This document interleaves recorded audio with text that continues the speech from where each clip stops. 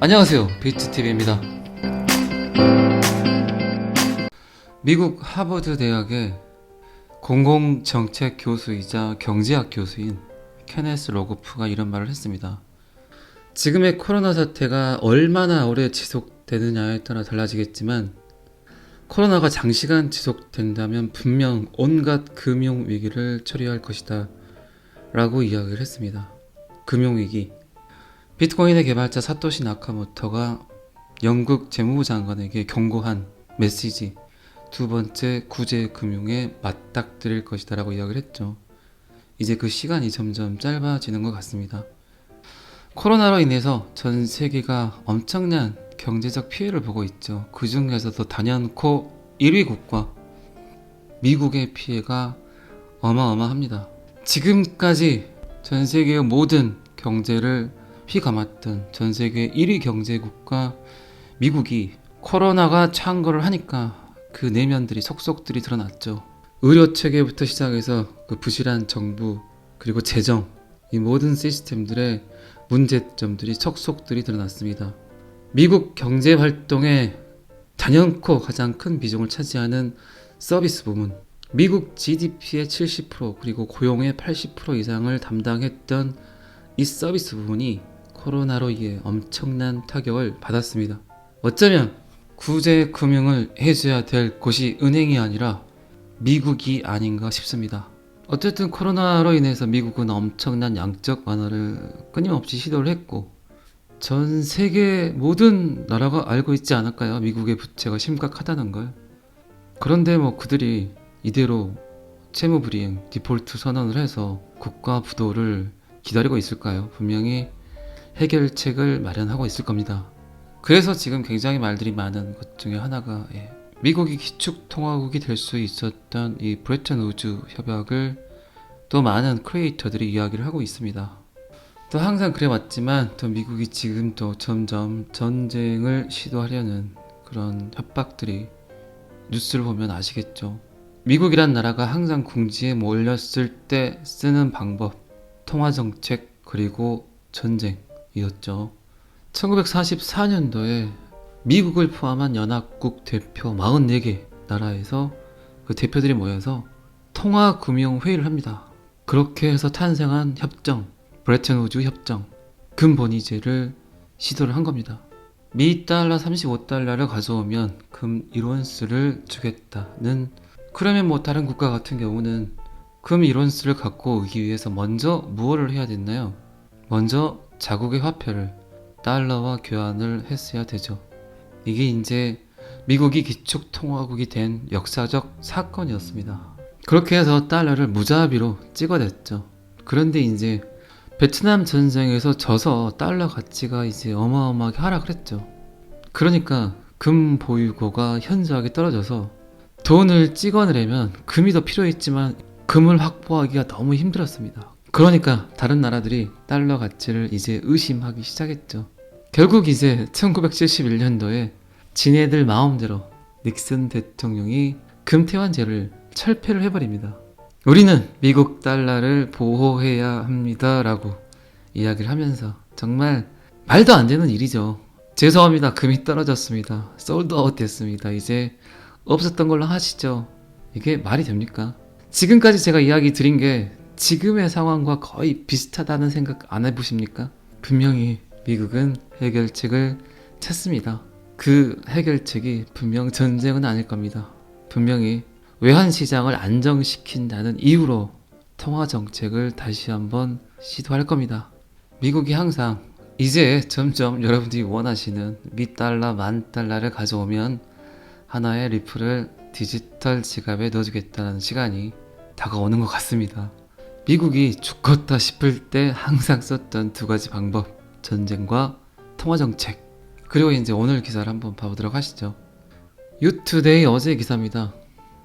아니 그렇게 내 눈에 흙이 들어가기 전까진 디지털 달러는 없다는 이야기도 한 적이 있고 난리를 치더니 이제 중국이 앞서가는 것 같으니까 미 연방준비제도에서 디지털 달러에 대한 보고서를 내놓습니다. 방금 전에 이야기 드렸지만 미국은 분명히 통화정책을 통해서 그들의 부채를 한꺼번에 갚을 겁니다. 금태환 제도를 시도했듯이 $1, $10,000를 가져오면 하나의 리플을 디지털 지갑에 넣어주겠다고 발표할 것 같아요.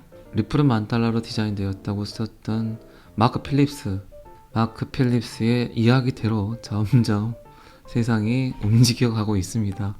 어떤 내용인가 한번 봐보도록 하겠습니다.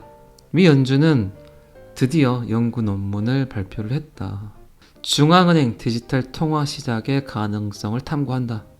연준은 아직 미국 달러의 디지털 버전 개발을 진행할지 여부를 결정하진 않았지만 결정했잖아. 왜 구라를 까고 그래.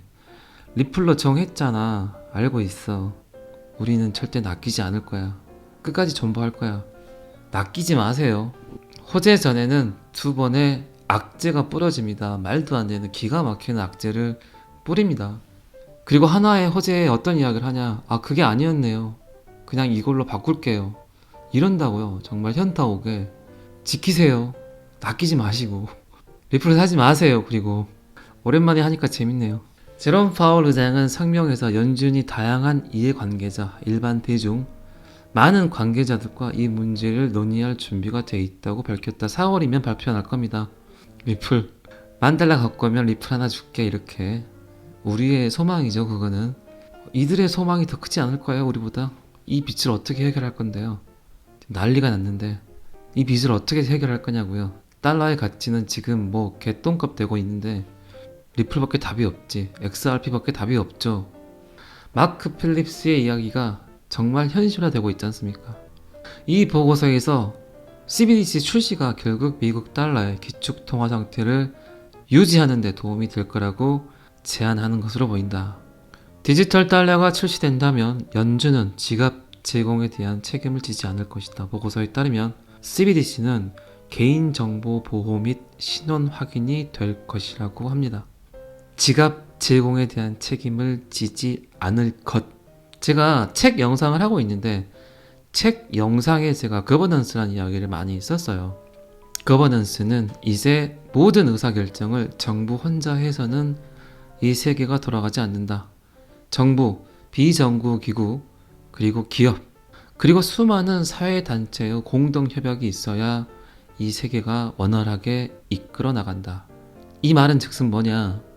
미 정부 혼자 개인정보 보호, 신원 확인, 그리고 지갑 제공까지 하기는 무리수가 있다는 겁니다. 항상 어떤 의사결정이든 이제 비정부기구, 기업, 정부 이 세 곳에서 공동 작업을 해야만 완벽하다. 이제 점점 리플이 미 정부와 손을 잡고 해야 된다는 타당성을 제시를 하고 있습니다. 코로나도 마찬가지잖아요. 정부 혼자 의사결정을 하기가 이제는 굉장히 큰 무리수예요. 세계는 시시각각 변해버리는데 매 초, 매 시간마다 어마무지한 일이 터져버리는데 그걸 어떻게 정부가 다 감당을 해요. 정치인들이 말을 함부로 해서는 절대 안 돼요. 그러니까 많이 나오는 단어죠. 거버넌스. 이제는 정부라는 것이 혼자서 모든 의사결정을 내리기가 힘든 세상이 되어버렸다. 자, 미 연준은 지갑 제공에 대한 책임을 지지 않는다. 그 대신 정말 중요한 개인정보 보호와 신원 확인은 정부가 책임을 지겠다. 민간 기업이 신원 확인이라든가 개인정보 보호를 해버리면 안 되잖아요.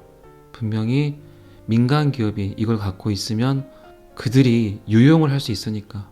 자, 이거는 정부에서 처리를 할게. 그 대신 지갑 제공은 리플리가 해. 이 말 같아요. 그리고 이제 완벽하게 암호화폐라고 공표를 하고 소송이 끝나고 제가 너무 그 리플 $10,000로 디자인되었다에 포커스를 맞추고 있죠 지금. 네, 굉장히 의도적입니다. 여러분들 잘하고 계신 거예요. 연방준비제도 이사회의 초기 분석에 따르면 잠재적인 미국 CBDC가 만들어지면 개인정보 보호, 중개, 양도 및 신원 확인을 통해 미국의 요구에 가장 잘 부합할 것이다. 중앙은행은 미국 금융 시스템의 구조를 완전히 바꿀 수 있다고 주장하면서 혁신의 중요성을 강조했다. 미국의 부채를 해결할 방법은 통화 정책 외에는 없다. 엄청나게 많은 타당성을 가지고 그리고 영확성을 가지고 그리고 신뢰성을 가지고 우리가 지금 돈 들여서 디지털 화폐 만들려고 해봤자 중국보다 늦다. 이미 만들어진 거 갖다 쓰자. 그냥 리플 갖다 쓰면 될 것 같다. 이중 지불의 문제를 어떻게 해결을 할 건가?